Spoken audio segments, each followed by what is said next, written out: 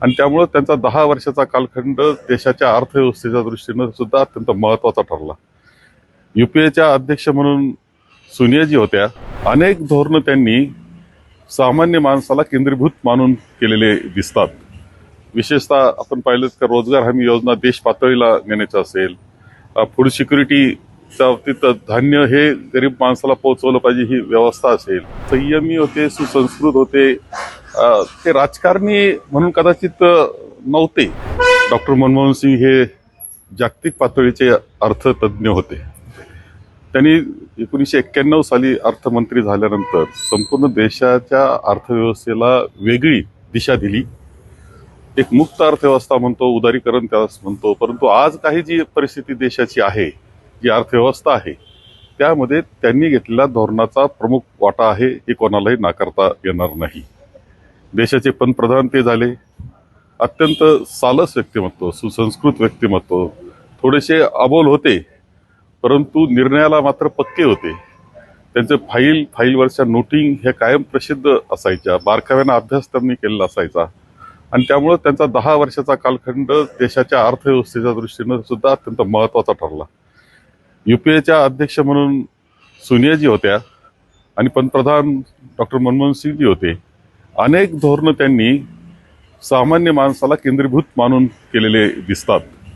विशेषतः आपण पाहिलं तर रोजगार हमी योजना देश पातळीला नेण्याची असेल, फूड सिक्युरिटीच्या बाबतीत धान्य हे गरीब माणसाला पोहोचवलं पाहिजे ही व्यवस्था असेल. या अनेक योजना आहे, आरोग्याच्या संदर्भातल्या अनेक योजना, शिक्षणाच्या क्षेत्रातल्या अनेक योजना, ह्या त्यांनी त्या 10 वर्षा कालखंडात आणलेल्या आपल्याला दिसत आहेत की ज्याच्यामध्ये सर्वसामान्य माणूस हा केंद्रीभूत मानलेला होता. देशाची अर्थव्यवस्था सबल ठेवण्याकरता घेतलेले त्यांचे निर्णय एक दुर्गामी परिणाम करणारे राहिलेले आहेत. आज जागतिक पातळीला सुद्धा अनेक लोक त्यांचे सल्ले, अनेक देश त्यांचे सल्ले घेत असताना आपल्याला दिसत होते. याचं कारणच असं आहे की ते जागतिक पातळीला एक त्यांचा वकूफ होता, विशेषतः अर्थविषयामधला त्यांचा वकूफ होता. त्यांच्या जाण्यानं अत्यंत एक महत्त्वाचं व्यक्तिमत्व देशातलं हे आपण गमावलेलं आहे. एक संयमी नेतृत्व म्हणून त्यांच्याकडे पाहिलं जायचं. UPAच्या काळात अनेक आरोप झाले तरी त्यांनी संयम दाखवला. तर संयम आजच्या राजकारण्यांनी घेण्याची गरज आहे, तो आदर्श.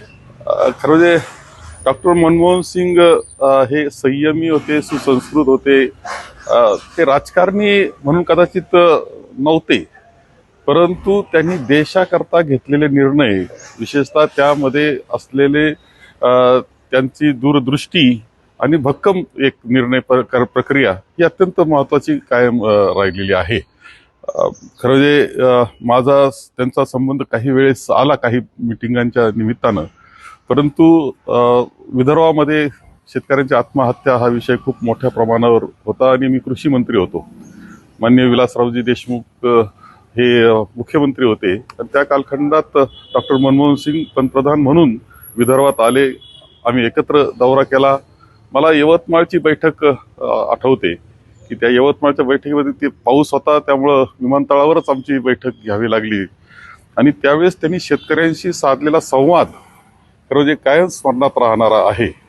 विशेषतः पिकाचा खर्च जो आहे, उत्पादन खर्च, तो कसा कमी करता येईल, जलसंधारणाचा कशा पद्धतीनं आपल्याला काम करता येईल, या व्यतिरिक्त जोडधंदा काय केला पाहिजे, साठवणुकीकरता आणखी कोणत्या गोष्टी केल्या पाहिजे, या सगळ्यावर अत्यंत बारकाईने चर्चा ते शेतकऱ्यांशी करीत होते आणि त्यांची संवाद साधताना आम्हालाही सहभाग होत होता आमचा आणि त्यांनी घेतलेली ती बैठक माझ्या कायम स्मरणात राहणारी आहे.